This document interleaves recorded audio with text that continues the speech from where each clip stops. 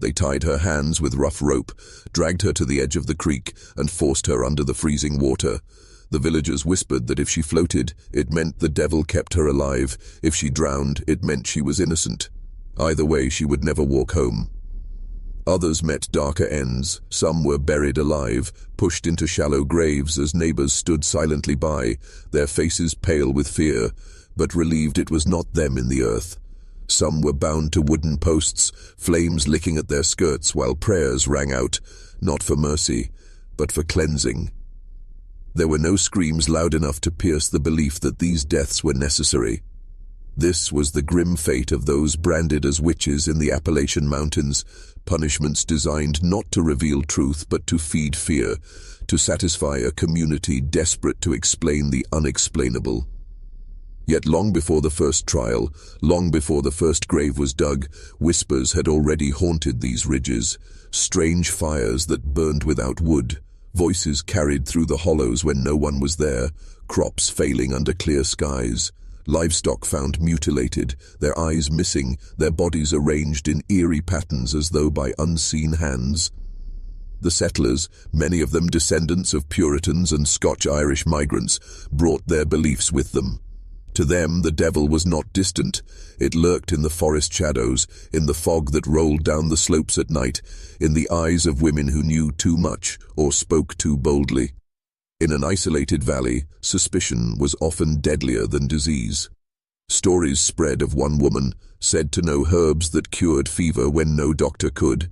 Neighbors whispered that she read fortunes with just a glance, that she muttered words to the wind and the storms bent to her will.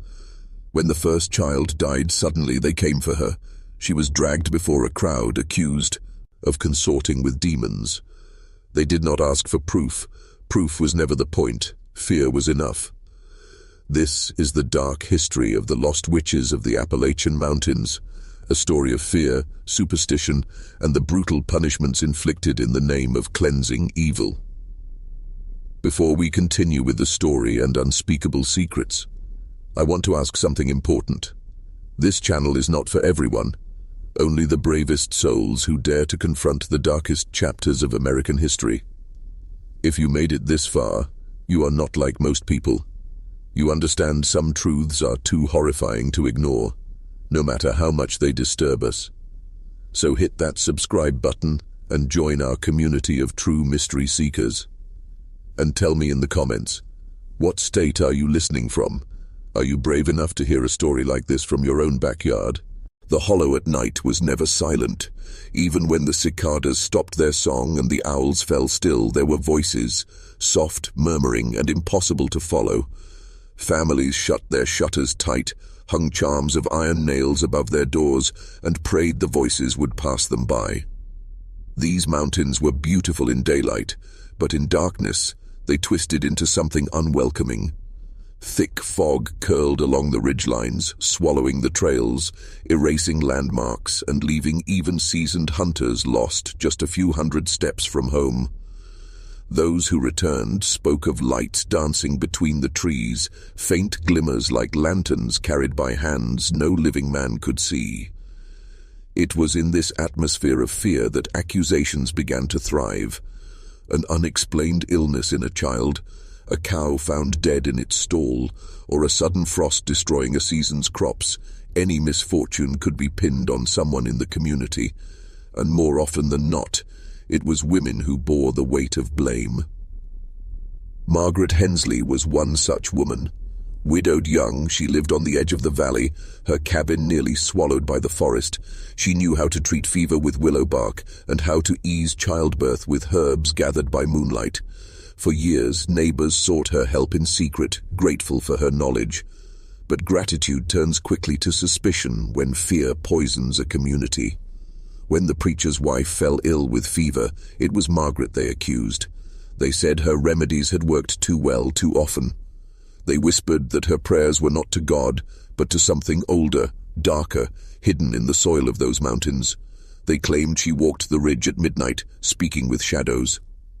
She was dragged before the townsfolk, her wrists bound, her hair uncombed, her face pale with disbelief. Her pleas were ignored. Neighbors she had once healed spat at her feet. Men she had helped Sickness now called her cursed, and when the preacher lifted his Bible and declared her a witch, no one dared to oppose him. Her trial lasted less than an hour. She was denied the chance to defend herself. Instead, they prepared the creek. The same cold water that had claimed others would decide her fate. Margaret was thrust beneath its surface as voices chanted prayers on the banks. She fought, her lungs burning, her eyes wide with terror, but the men holding her would not relent. When at last her body went still, they declared justice done. The fever that had stricken the preacher's wife broke days later, and she recovered. Yet no one spoke of Margaret again. Her name was struck from records, her grave left unmarked, her cabin abandoned to the forest. But the voices in the fog did not vanish. Some say they grew louder. The memory of Margaret Hensley's drowning did not fade. It hardened into ritual. Her death was not seen as tragedy, but as proof that evil dwelt among them, proof that the devil's servants could be rooted out, and proof that the mountains demanded blood when fear took hold of a community. Each generation carried the lessons of the last. Parents told their children that witches walked the ridges and whispered into the fog. They warned that to survive here one must be vigilant. They called it keeping watch.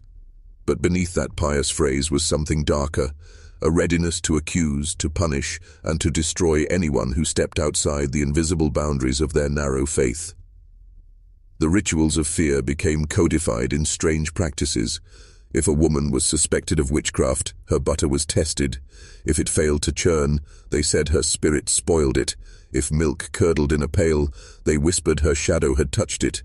If a horse went lame, they cut a lock of her hair, buried it under ash, and waited to see if she screamed in pain.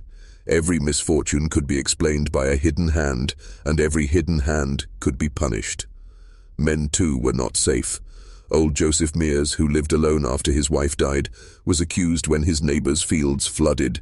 They dragged him to the edge of the hollow, cut the soles of his feet, and forced him to walk across burning coals. When he stumbled, they took it as confession. He was beaten until his ribs broke, then left tied to a tree for the forest to claim. His body was found days later, half buried in leaves, the crows already at him. The more the fear spread, the more elaborate the punishments became. Some were forced to recite scripture while submerged in icy water. If their voices faltered, they were deemed guilty. Others were sealed in hollowed trees, left to starve in silence as the woods grew around them, and in the darkest of cases, pits were dug deep into the soil, and the accused were lowered inside, alive, before the earth was shoveled back. These graves had no markers, just shallow mounds where the grass never seemed to grow again. Such acts were justified not as cruelty, but as protection. The people believed the mountains themselves demanded offerings, that by sacrificing the witch they were safeguarding the valley from famine, plague, or worse. And each time they acted, the silence that followed was mistaken for peace. Yet even as bodies were hidden, the whispers in the fog persisted. Some claimed they heard voices at the sites of punishment, muffled cries that did not fade, even after decades. Children dared one another to walk past the unmarked mounds at night, swearing they saw pale faces in the soil, eyes open, mouths moving, though no breath came. The people thought they had silenced witches forever. Instead, they had carved the memory of their cruelty into the very ground beneath their feet. In the late 1780s, when the frontier was still raw and scattered homesteads clung to the ridges of Appalachia, one name began to stir unease across 3 counties: Eliza Burrell. She was neither young nor old, neither entirely liked nor despised, but she carried the weight of difference. Her husband had died suddenly in a hunting accident, leaving her to live alone at the edge of a hollow. That, in itself, was enough to make people watch her differently. Eliza was skilled in herbs, able to ease fevers and draw infection from wounds. At first, families welcomed her remedies, but whispers soon followed, cures that worked too quickly, recoveries that seemed unnatural, and an uncanny sense she had of knowing things before they were spoken. When livestock died or crops withered, the neighbors said her shadow had passed too near. It began with small accusations. A child fell ill with a wasting cough. The mother swore Eliza had given the child a curse in a vial. A man swore his dreams were filled with her voice, chanting words he could not understand. Each story piled upon another until suspicion became certainty. The community gathered in the church, and it was there the decision was made. Eliza Burrell would be tried, not by court or scripture, but by the same crude methods that had condemned others before her. They came for her at dusk, lanterns bobbing through the hollow, their light falling on her cabin walls. She did not resist, only lifted her chin and met their eyes. "You will regret this," she said, her voice even, almost pitying. Those words sealed her fate. The punishment chosen was brutal. She was bound at the wrists and ankles, dragged to the river, and tied to a ladder of rough-hewn logs. At the signal, men lifted the structure and tipped it into the current. If she floated, she was guilty. If she sank, she was innocent, but dead. The water swallowed her, but Eliza did not thrash or cry. Witnesses later swore her eyes were open beneath the surface, watching them, unblinking, until the current carried her out of sight. For weeks afterward, the river was avoided. Fishermen refused to cast their lines. Families claimed to hear her voice in the ripples at night, whispering names, always the names of those who had held the ladder. One by one, the families who condemned her suffered strange misfortunes. A fire consumed a barn with animals still inside. A child wandered into the woods and was never seen again. A woman miscarried 3 times in a single year. To each calamity, people muttered the same explanation: Eliza Burrell's curse. What terrified them most was not the tragedies themselves, but the silence that followed. No prayers lifted them, no remedies healed them, and the land itself seemed colder, harder. They believed they had drowned a witch, but in their hearts many wondered if, in truth, they had awakened one.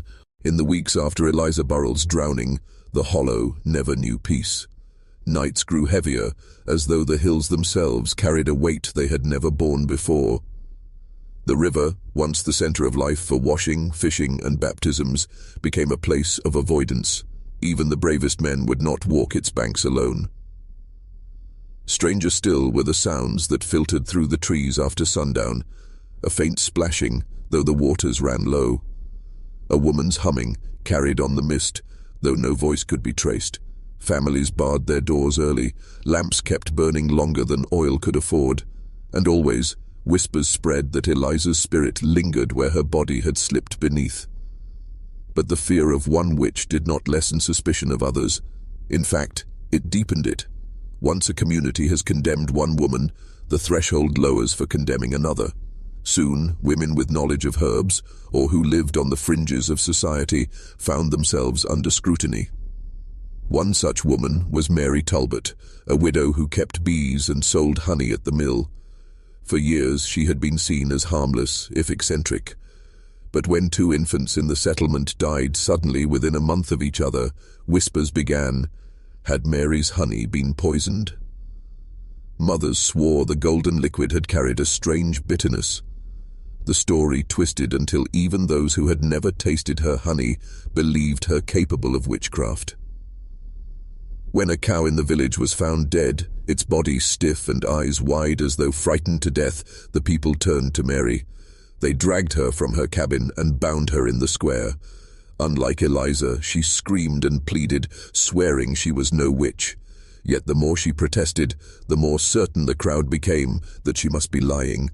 Her punishment was harsher still. They forced her to kneel in the dirt while men shoveled earth over her legs, burying her up to the own waist. They stuffed her mouth with rags so her cries would not reach the children, and they pressed down on her shoulders until the earth rose around her chest. As the crowd watched, they left her half-buried, a living warning. Some swore they saw her eyes glaze white before she fell still, though others said her head continued to twitch even after she ceased to breathe. In the following nights, hives of bees were found abandoned, their combs hollow. Farmers said no bees would settle in that valley again, and for decades families swore that if you walked the ridge at dusk, you would hear buzzing in your ears, though the air stood silent. The hollow was no longer just haunted by Eliza Burrell. Now it carried the restless shadow of Mary Talbot too. One drowned, one buried alive, both remembered in whispers, both feared long after the earth had closed over them.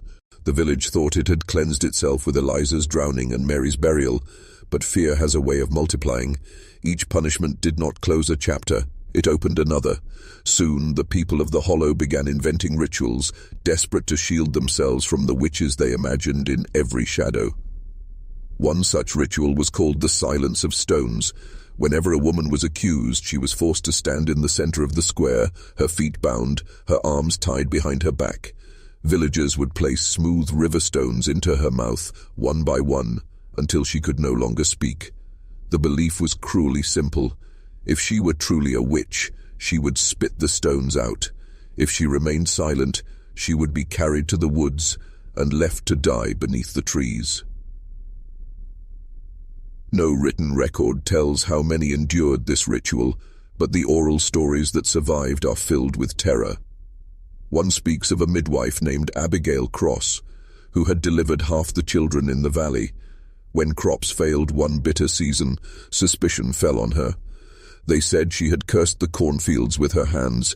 She was bound, gagged with stones, and led into the forest. A group of men swore they left her against a great oak and returned at dawn to see her body lifeless. But when they untied her, no stones were found in her mouth, only blood on her lips and dirt beneath her nails. They buried her beneath the oak, but the tree withered within a year, its bark blackening until it split and collapsed. From then on, no one dared touch that patch of earth. What made the ritual more terrifying was how the people convinced themselves it worked. For every failed harvest, every sickness, every stillborn child, they claimed the silence had been broken, that witches had walked among them again. It became a cycle impossible to escape, fear creating punishment, punishment creating new fears.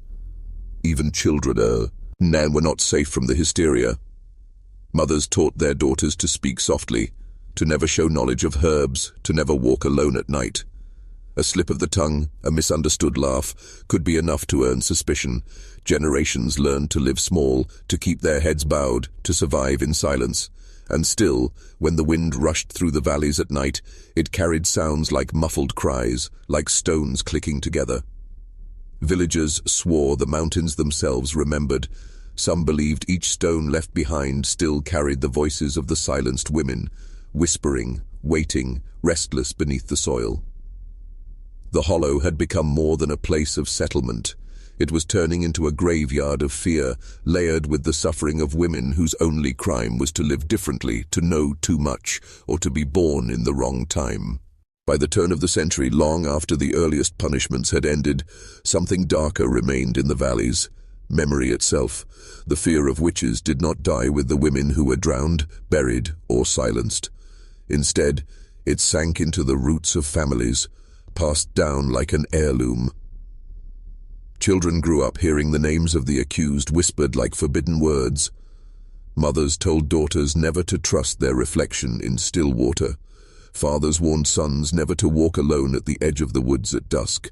Entire households carried rituals meant to ward off a danger no one had truly seen, only imagined. One story tells of the McRae family, who refused to let their daughters comb their hair after sundown. They said loose strands at night could be stolen by witches, used in spells that would rot the lungs or blacken the heart. The girls would sit by the fire, hair tangled and heavy, until morning light returned.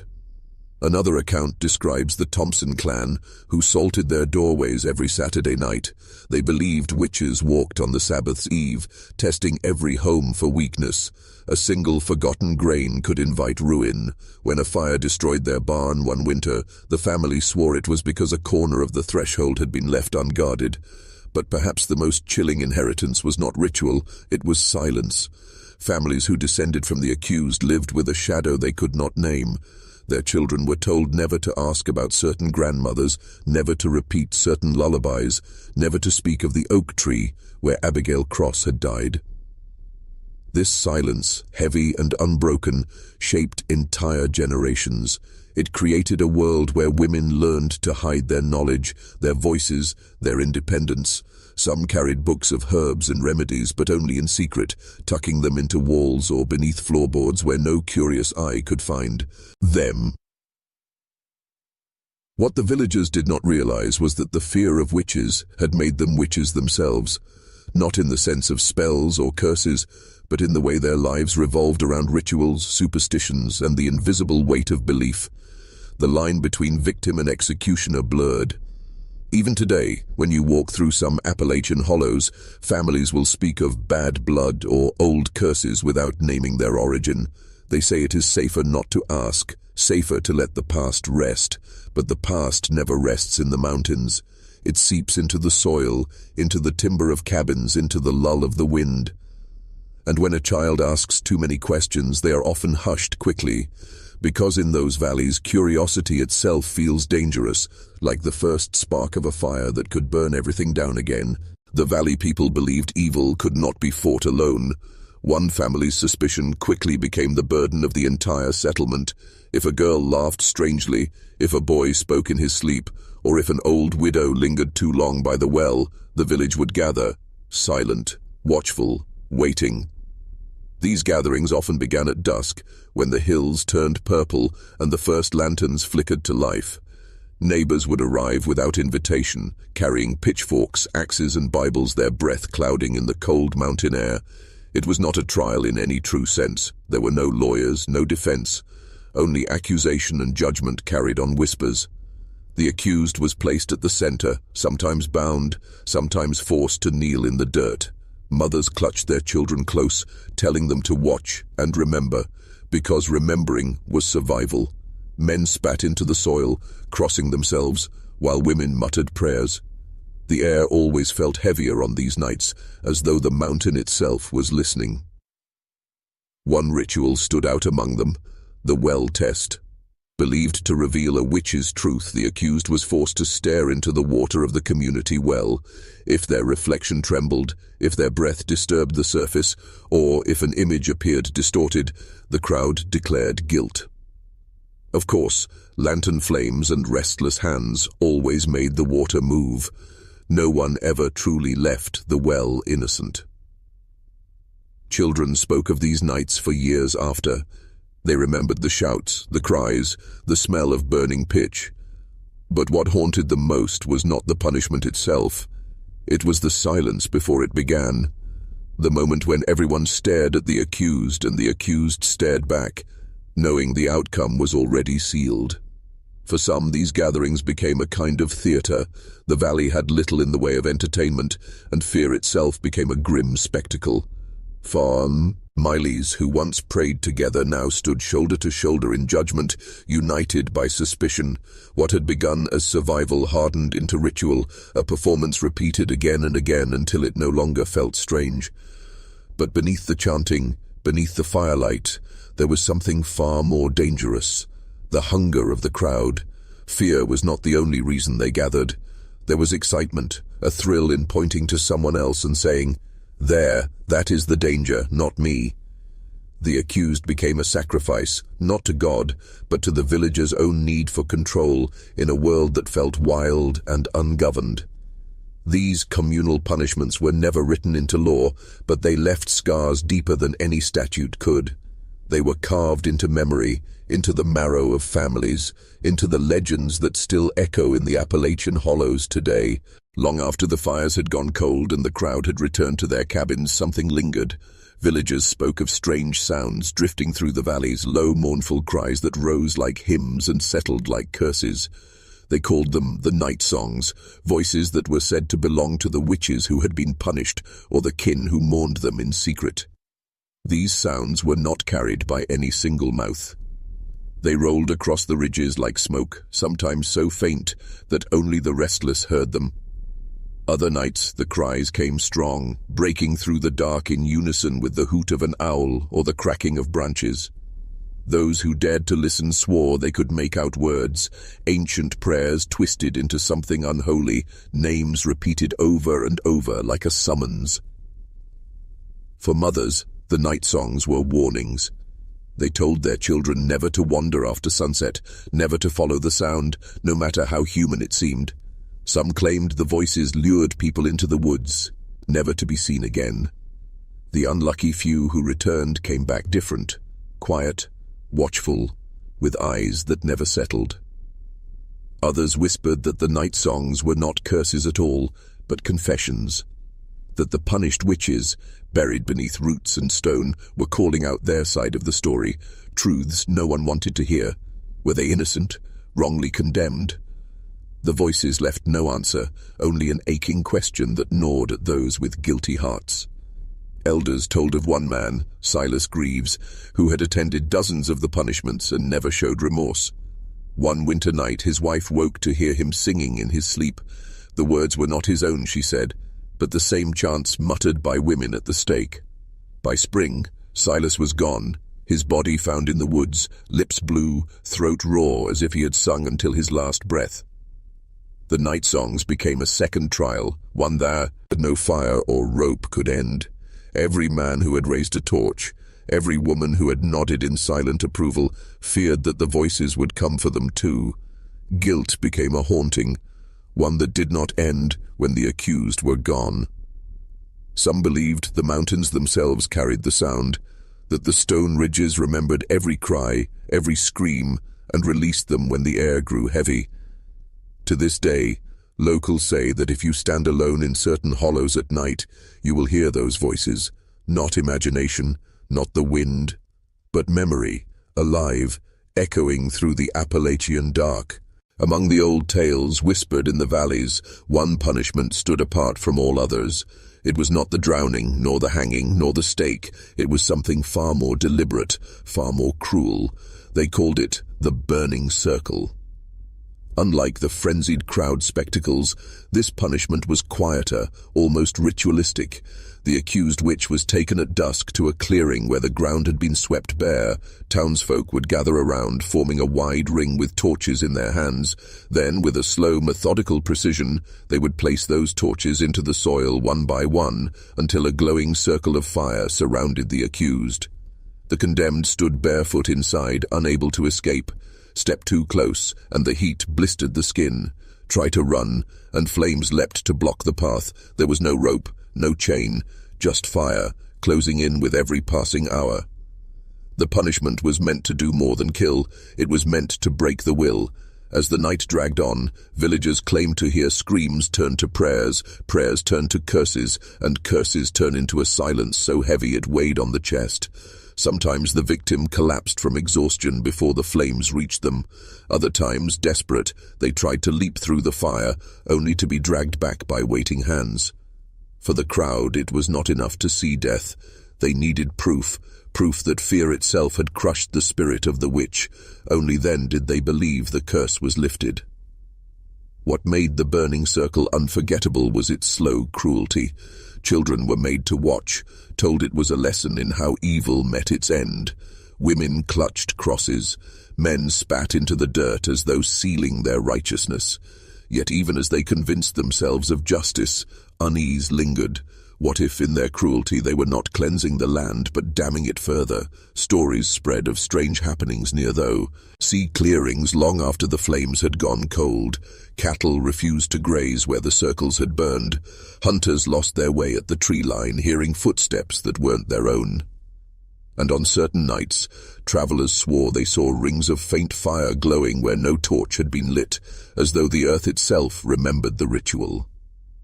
To this day, Appalachian folklore carries warnings about those clearings. Never stand in their center, never light a fire there, and never, under any circumstance, step into a circle that others have drawn, even as a jest. Because once the circle closes, it is said, something always remains inside. It was never just the accused who paid the price. In the Appalachian witch trials, suspicion spread like rot through a family tree, infecting every branch. If a mother was accused, her daughter carried the stain. If a husband stood too firmly in defense of his wife, neighbors whispered that he too must have been under her spell. And for the children, the ones too young to even understand the words thrown at them, the shadow followed for life. Once branded, a family became untouchable. Shops refused to sell to them. Their barns were mysteriously set alight. Livestock wandered off or were found with their throats cut, while neighbors turned their eyes away. In the cruelest twist, some families were forced to prove their loyalty to the community by taking part in the punishment of their own kin. There are recorded accounts of fathers made to hold the ropes that bound their daughters, or sons forced to shovel earth onto their mother's grave. Imagine the weight of such a demand, your own blood marked as evil, and you expected to hammer the final nail into their fate. If you refused, you joined them in the pit. For generations, those names carried a silent curse. Marriages broke off when people learned of a tainted family line. Children were mocked in schoolyards, told their grandmother had danced with the devil. In small mountain towns where memory is long and grudges longer, the label of witch never truly faded. But what terrified the people most was the belief that the bloodline itself carried something unnatural, that by spilling one witch's blood, they had set loose a curse upon her descendants. Crops failed in fields they tilled. Strange illnesses clung to children who bore their surname, and whenever misfortune struck a village, the blame circled back like wolves on the scent. It must be them again. Old folk songs and whispered rhymes carried warnings. Don't marry the ones with the shadowed eyes, they'd say, for their mothers danced in the circle. Whether these songs were meant as caution or cruelty, they kept the suspicion alive long after the flames had died. The most chilling tales tell of children, descendants of accused witches, who seemed to know things they shouldn't, who spoke of dreams where the burning circles still glowed, or who played in the woods with companions no one else could see. Their laughter made grown men uneasy, their silence was worse. And so entire family lines faded into isolation. Some moved deeper into the mountains, away from the accusing eyes of their neighbors. Others changed their names, severing ties with the past. Yet still, stories clung to them like cobwebs, whispered whenever the night turned quiet. The curse never left. It waits in the blood. The memory of that night still drifts through the hollows like a smoke that never clears. In the summer of 1743, the small mountain settlement of Briar Hollow gathered beneath a black sky. Torches flickered in the hands of men, women, and even children, their faces hard and determined. At the center of the square stood 7 women, mothers, daughters, neighbors, bound and trembling. They were accused of witchcraft, each one marked as a danger to the community. The villagers called it cleansing the ridge. But history remembers it differently. The night of the 7 hangings. One by one their names were shouted, not as a plea for mercy, but as a warning for others. The crowd's voices drowned out the women's cries. Their so-called crimes were simple acts twisted into threats. A woman who healed fevers with herbs, a widow who spoke to owls, a girl who dreamed too vividly of storms before they struck. Each story spun tighter until belief became rope. The gallows had been built hastily, wooden beams cut from nearby pines. Their bark still dripped sap, sticky beneath the executioner's hands. The 7 nooses swayed like waiting mouths. Some said the rope itself seemed eager, writhing in the torchlight like serpents. When the first woman was pulled forward, she looked into the crowd searching for mercy. Instead, she found neighbors she had nursed in sickness, children she had fed, men whose fields she had once blessed with seed. Their faces were stone. When the stool was kicked away, her body jerked in the firelight. A cheer rose, not of joy, but of relief, as if they had cut down a threat before it could strike. And yet, as the second, then the third woman followed, unease grew. Their voices rose higher than the crackle of flames, carrying curses into the night. "Your sons will wander in madness," one screamed before the rope tightened. Another spat words no one could understand, her tongue curling like smoke. Even hardened men crossed themselves. By the time the 7th woman stood beneath the noose, the crowd's silence was heavier than stone. Some swore she smiled, blood on her lip, eyes unblinking. "You bury 7, she whispered, "but 70 times 7 will rise again." When the rope snapped taut, thunder rolled through the hollow, though no storm cloud touched the sky. The bodies swung long after the crowd dispersed. Horses refused to pass the square. Children whispered that the shadows of 7 women still swayed when no wind blew, and for years misfortunes were traced back to that night. The fever that swept the village, the harvest that rotted, the mine collapse that buried men alive. Each time someone muttered, "The 7 still watch." It became forbidden to speak their names, but in the dark, around fires, stories carried the warning. When a community punishes too many, the curse is never satisfied. The gallows were never dismantled. For weeks after the night of the 7 hangings, the wooden beams stood in the center of Briar Hollow like a scar across the earth.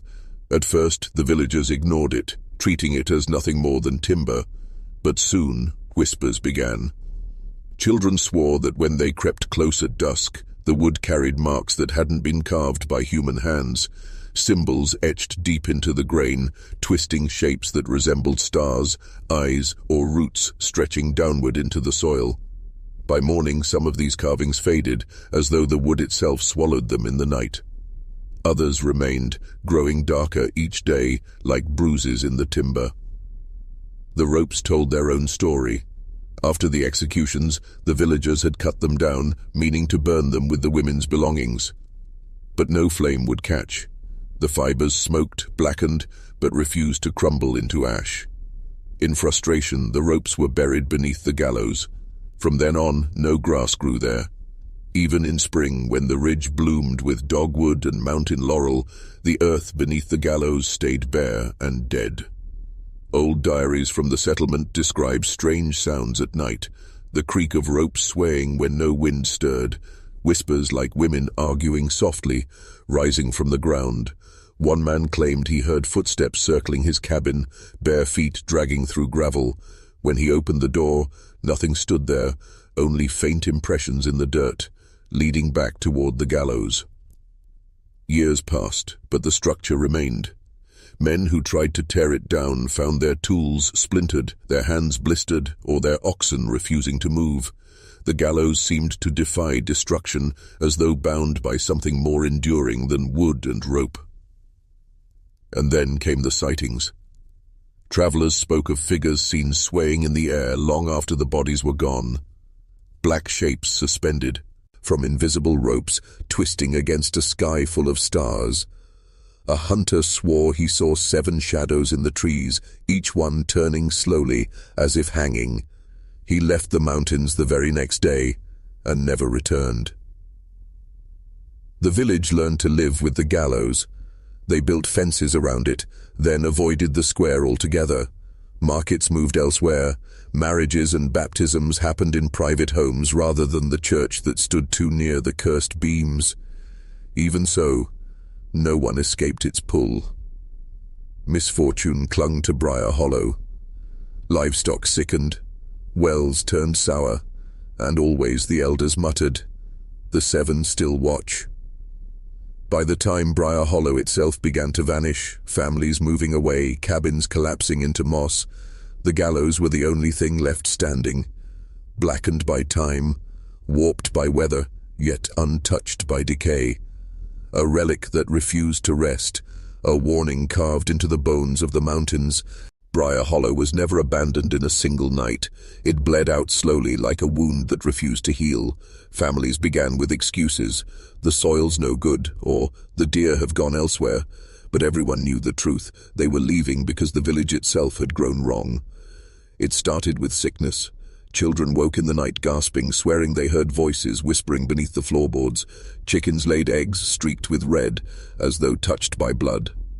Wells turned brackish with a metallic taste that made people spit after drinking.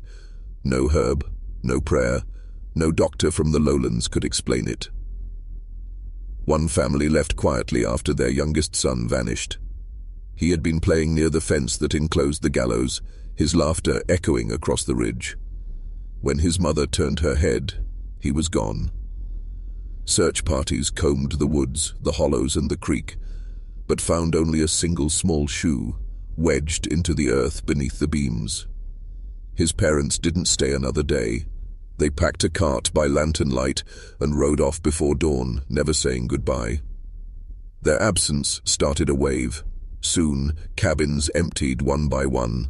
A place that had once rung with hammering, the bleat of goats, and Sunday hymns grew quieter each week. Neighbors stopped calling on each other. The church fell silent. Doors creaked on their hinges as if begging to be closed for good. By the turn of a single harsh winter, half the homes stood empty. Roofs collapsed beneath snow, leaving skeletal beams jutting into the sky. Blackberry thickets crept through windows, and owls made nests in hearths that had once glowed with fire. Yet those who lingered swore the village was never truly empty. Figures were seen between the cabins at dusk, women in long dresses drifting where no human footsteps should be. Torches guttered when people walked past the gallows, as though some breath smothered at the flame. Hunters camping nearby reported the sound of weeping carrying through the hollow, though no living soul remained to cry.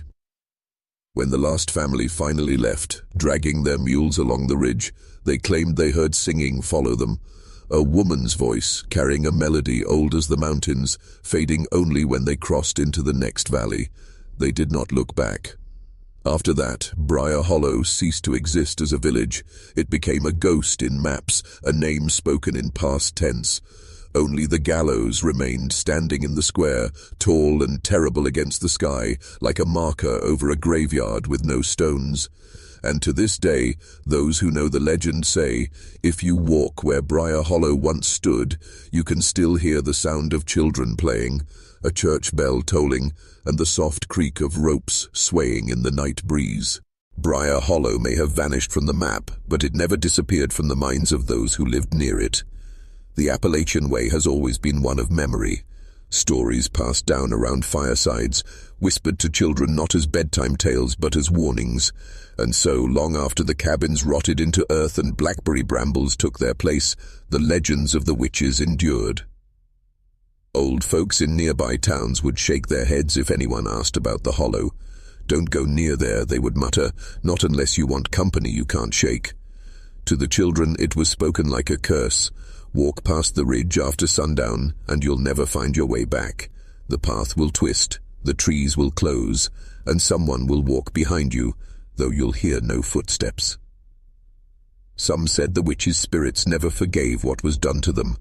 Buried alive, drowned in rivers, chained to stones, those deaths had not ended their fury. They lingered, waiting for wanderers to step into their ground so they might draw breath through borrowed lungs. Parents spoke of a voice in the woods that tempted children. In one tale, a boy followed a sound like his mother calling his name. The search party found him 2 days later, deep in the hollow, sitting in the snow, eyes wide and unblinking. He swore his mother had been with him the whole time, though she had never left her home. The boy grew sick afterward and never reached manhood. Others believed the hollow was cursed not just by witches, but by the cruelty of the people who had once lived there. It's not the witches that haunt us, one grandmother told her granddaughter. It's what we did to them. The land remembers, child. The earth keeps score. By the mid-1800s, Briar Hollow had become a place locals used to scare travelers. Men on horseback passing through the Appalachian trails often came back with stories of two witches moving in the distance, or chants on the wind. Merchants avoided it altogether, riding the longer routes instead. But the most chilling part wasn't the stories told by locals, it was the silence of the land itself. Farmers who cut too close to the hollow swore their fields turned barren overnight. Hunters who tracked deer into the woods found themselves wandering in circles, emerging days later with their beards grown long and their minds clouded. They spoke of losing time, as if the place swallowed hours like water into soil. And so, Briar Hollow never truly died. It simply shifted form, from wood and stone into memory, from a village into a legend, from a place on the map into a warning on the lips of every child raised in the shadow of those mountains. Because in the Appalachians, stories are not just stories, they are survival. And Briar Hollow's story was too heavy, too frightening to be forgotten. In the year 1847, a preacher named Elias Hargrove rode into the Appalachian backcountry with a Bible in his satchel and a fire in his voice. He was the kind of man who could command a crowd with the promise of salvation and the threat of damnation. But what Elias craved most was to root out sin wherever it hid, and he had heard whispers of a place where sin never died. Briar Hollow. The townsfolk warned him not to go. They spoke of voices in the night and a forest that swallowed men whole, but Elias believed the devil himself walked there, and he felt it his calling to confront the place, to drive out whatever evil lingered. He set out before dawn. His horse refused to enter the hollow, so he tied it at the ridge and walked the rest of the way on foot. By midday he reached the ruins, collapsed timbers, sunken hearthstones and brambles thick as walls. Silence hung over the place like a burial shroud. Not a bird sang. Not a branch creaked. Elias knelt in the weeds, opened his Bible, and began to read aloud. His voice echoed strangely, as though the air itself bent the words. That was when he heard it. A low hum, faint at first, then rising. It came from the trees, from the earth, from the very air around him. Voices, dozens of them, women's voices. They were singing. The preacher froze, his mouth dry. The hymn was no hymn of God. It was old, twisting, alien. The sound crawled into his ears and pressed against his skull like invisible hands. The words were not in English, nor any language he knew, but he understood the meaning. A song of binding, a song of vengeance. As the voices swelled, Elias staggered to his feet. His Bible slipped from his hand into the weeds. He saw movement in the shadows, figures forming where there was nothing. Women in long skirts, faces hidden, arms outstretched as if welcoming him into their circle. But when he blinked, they were gone. In terror, he raised his cross and shouted scripture into the air. The voices laughed. It was not a sound of joy. It was a sound that stripped the marrow from his bones. By the time Elias stumbled back to the ridge, his hair had gone white at the temples. His horse bolted at the sight of him, but he barely noticed. He preached again in the weeks that followed, but something in him had changed. His sermons were no longer about salvation. They were about judgment, about sins that could never be forgiven. When people asked why his voice shook as he spoke, he would only mutter, "I have heard the choir of the damned, and they are still singing." When Elias Hargrove returned from Briar Hollow, he did not return the same man. The preacher who had once thundered with the fire of heaven now carried a tremor in his hands and a vacancy in his eyes. The congregation noticed it first on Sunday morning, when his voice quivered not from passion, but from fear. He stood before them, clutching his Bible, but his words no longer painted heaven as a place of light. Instead, he spoke of shadows, of debts that no soul could escape. He described voices that lingered beyond death, calling out for retribution. His flock sat frozen in the pews, wives gripping their husbands' arms, children burying their faces in shawls. "What I heard in that hollow," Elias whispered, his voice dropping so low the congregation leaned in to catch it, "was no earthly tongue. It was a chorus bound together, singing of chains, fire, and water, and it was not sung to God." The room fell silent. A baby cried once, then even that sound ceased. For the rest of his sermon, Elias did not look at his Bible. He stared at the far wall, as though reading words only he could see. By nightfall, the whispers spread across the valley. Farmers spoke of the preacher's sudden grey hairs, of the wild look in his eyes. Midwives muttered about curses that never died, about old wrongs rising up through the soil. No one doubted what he had said. They didn't need to. The fear in his voice had been enough. Some swore that in the days after, strange things began happening in their own homes. Tools went missing only to be found laid in perfect rows. Doors opened themselves after being latched. Livestock grew restless at night, staring at the ridge as if waiting for something to step out of the trees. One woman claimed she woke in the dark to the sound of humming outside her window, a tune she had never heard but somehow knew. She said the voice was soft, almost kind. Until it grew louder, joined by others, until her walls seemed to tremble. By the time her husband lit a lantern and threw open the shutters, there was nothing but the silent forest.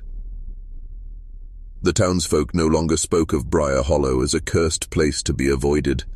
They began to speak of it as if it were awake, alive, waiting. And when people remembered the preacher's trembling words, "I have heard the choir of the damned," they could not help but wonder if the witches had not been silenced at all. In the weeks that followed Elias Hargrove's trembling sermon, Briar Hollow's name was no longer whispered with caution, it was spat out with dread. The valley had become more than cursed ground. It had become a mirror for the townsfolk's darkest fears.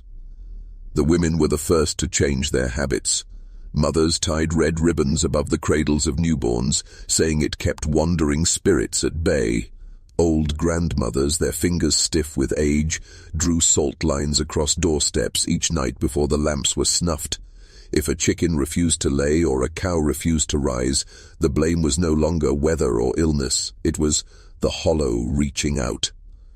Men gathered in hushed circles at the tavern, their mugs untouched, their eyes scanning corners as though something might crawl from the dark at any moment. They spoke of strange tracks found in the frost, shapes too small for a man, too delicate for a deer. They spoke of shadows seen moving across barns, shadows that lingered long after the lamps had gone out. Soon, fear demanded ritual. The blacksmith forged iron charms, crooked crosses nailed to fence posts, jagged nails driven into thresholds. The butcher claimed the only way to keep the witches at rest was to bury a silver coin under every hearthstone. And when a young boy drowned in the river after wandering too close to the ridge, his death was not called an accident, it was called payment. Paranoia spread like wildfire. Neighbors accused neighbors of carrying the witch's touch.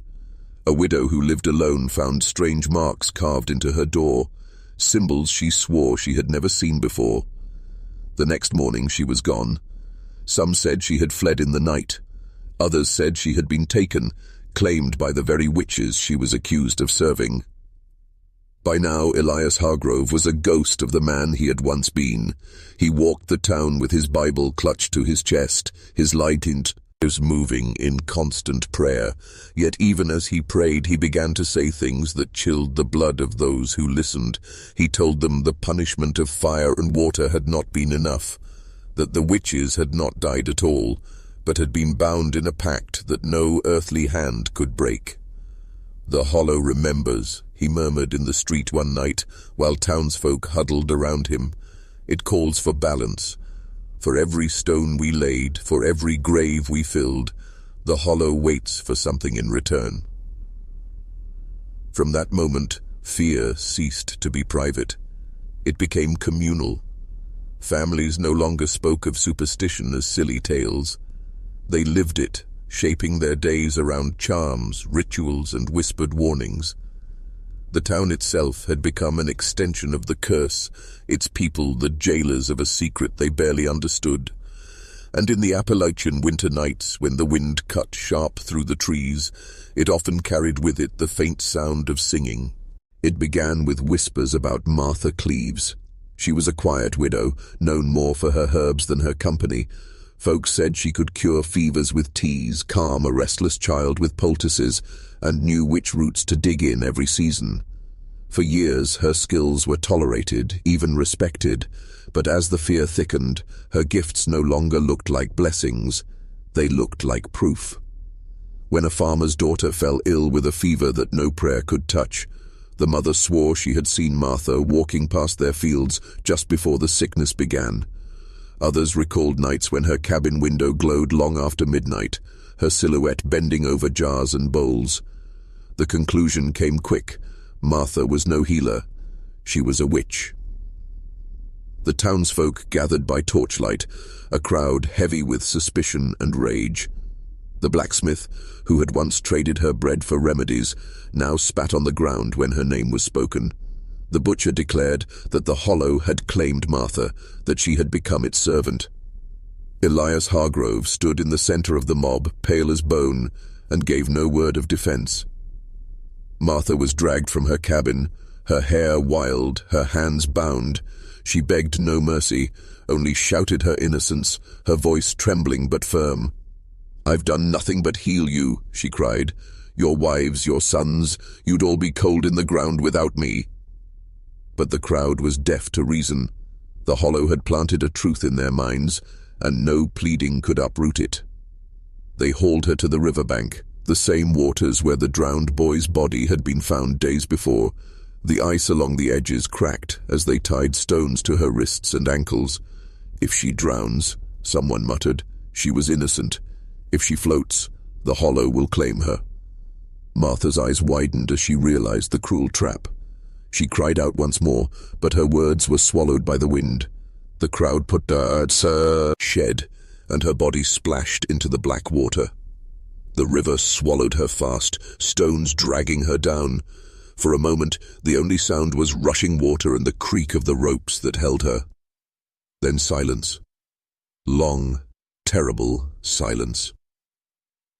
When bubbles finally rose to the surface, some crossed themselves, others murmured prayers.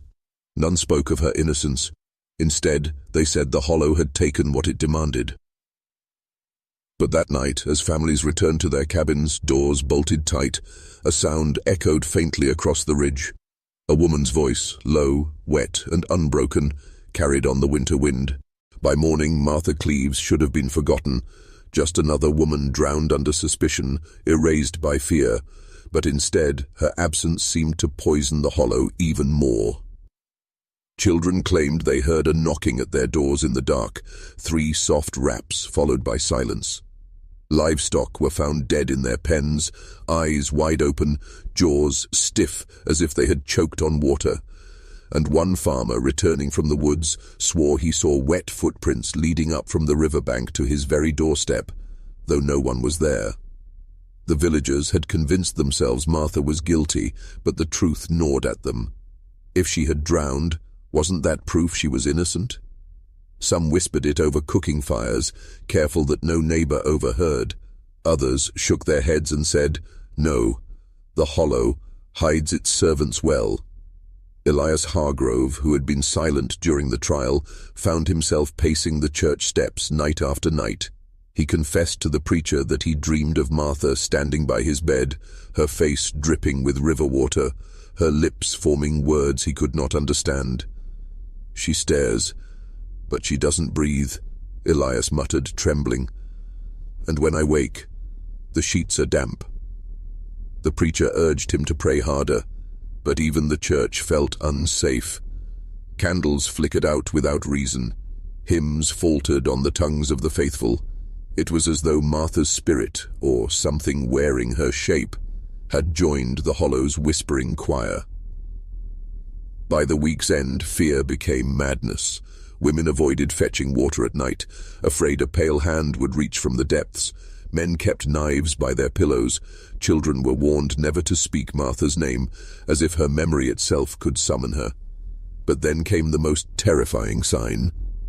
One dawn, the miller's wife found her husband lying face down by the riverbank, lungs full of water, though not a drop of him was wet. His eyes stared blankly at the sky, lips frozen mid-prayer. The village gathered, horrified. "It's Martha," someone hissed. "She's come back." But others claimed the hollow itself had chosen a new voice, using her death as a vessel. Either way, the truth was undeniable. Drowning her hadn't ended the curse. It had given it a body. And now, the hollow's hunger was no longer confined to shadows. It was walking among them. The death of the miller broke something in the village. No longer could they dismiss Martha's drowning as justice done. Now, every creak of the woods, every ripple of the river felt like her hand reaching back. The preacher stood before the gathering in the church, his voice trembling as he declared, "We have angered God by letting witches walk among us. The river does not lie. If Martha was not guilty, then her spirit is now twisted into the hollow service. We must root out the rest before the water takes us all." A chill ran through the congregation. "The rest?" people whispered. No one dared ask aloud who he meant, but eyes darted nervously towards widows, towards midwives, towards the quiet ones who kept to themselves. Fear became a mirror, reflecting suspicion on every face. The next night, Torches blazed along the hollow's path as men dragged two more women from their cabins. One was a herbalist who had treated fevers with willow bark, the other a seamstress whose only crime was muttering prayers under her breath while she worked. Both screamed innocence, but no one listened. This time the punishment was even more cruel. The women were bound to wooden chairs, heavy stones tied to their laps. Their mouths were stuffed with rags so the river could not speak through them. With no trial, no scripture, the crowd marched them down to the water's edge. Elias Hargrove, his face pale as death, tried to turn away. He muttered, "We've lost our reason. This isn't justice. This is feeding something." But his words were drowned by the chanting of others. "Cleanse the hollow! Cleanse the hollow!" The chairs were shoved into the current. The river swelled as if it had been waiting. In the moonlight, the women's white faces tilted skyward, their muffled cries swallowed by the roar of water. Within moments, the surface was smooth again, no trace left, save for ripples crawling toward the shore. For a brief moment, the villagers stood in silence. Some crossed themselves. Others whispered that the air felt lighter, but then a cold wind swept through the hollow, bending the trees low, as though something vast was passing between them. The seamstress's husband fell to his knees, clawing at the soil. "You've cursed us all," he wailed. But no one moved to help him. They all heard it, the faint sound of knocking coming from the river, like fists beating against wood beneath the water. The hollow had not been cleansed. It was hungrier than ever. The night after the drownings, no one in the village slept. The sound carried on the wind, dull, rhythmic thuds, as though fists were striking against wood from beneath the earth. Some claimed it came from the church floorboards. Others swore it was echoing from inside their very walls. But when dawn broke, every soul agreed. It was the river. At the river's edge, Elias Hargrove knelt, his ear pressed close to the damp earth. His hands trembled as he whispered, "They're not gone. Something holds them down there." The surface of the water was calm, yet the knocking continued, steady as a heartbeat. Word spread quickly, and the preacher arrived, flanked by armed men. His face was tight with fury, his voice rising like thunder. "The river is a test. The witches call to us still, clawing at their watery graves. We must not listen. We must not falter. This is proof their spirits are trapped where they belong." But the villagers weren't so certain. The seamstress's husband staggered forward, his face ashen, his voice raw from grief. "That's her," he cried. "That's her knocking. She's begging us to pull her back. You've buried them alive." The preacher's reply was merciless. "And if you drag them up, what do you think you'll find? Wives and daughters, or corpses that no longer breathe, no longer belong to God?" A murmur rippled through the crowd. Mothers clutched children tighter. Men stared at the river, afraid to step too close, yet unable to look away. That night, as the village lay in uneasy silence, the knocking grew louder. It no longer sounded like fists, but like many hands pounding at once. Some swore they heard voices beneath the knocking, a chorus of muffled screams rising through the current. The hollow seemed alive. Its waters swelled though no rain had fallen. A pale mist curled above the surface, twisting into shapes too human to dismiss. And those who dared to watch said the ripples formed patterns, shapes of bound figures sinking, their faces forever reaching upwards. Elias, tormented by what he had witnessed, whispered to his wife, "We've awakened something. The hollow was never cursed by witches. It was fed by us, by our fear, by our cruelty, and now it will not stop." But by then, even his wife had turned away from him. She clutched a rosary tight, muttering prayers under her breath, afraid that listening to him was as dangerous as listening to the river. The knocking did not fade. It grew, steady, relentless, until it sounded not like drowning women, but like something vast and ancient, hammering from beneath the earth, waiting to be freed. By the third night, the knocking had become unbearable. It rolled through the valley in waves, rattling shutters, shaking the very timbers of the cottages. Sleep was impossible. Babies shrieked in their cradles, dogs howled into the black sky, and grown men wept quietly into their hands. The preacher declared it could not go on. "The hollow must be bound," he announced from the pulpit, his voice breaking with strain. "If water is their grave, then stone and iron will be their prison. We will close the hollow, so they may never rise again." By torchlight, the villagers gathered by the river. The men carried heavy stones, hauled from quarries and fields. Iron chains taken from barns and blacksmith shops were dragged through the mud. Women clutched crosses, whispering broken prayers, while the children, too frightened to remain behind, watched in silence. The ritual began at midnight.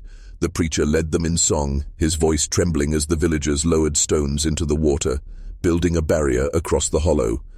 The chains were cast in next, one by one, each link glowing with cold moonlight before vanishing beneath the current.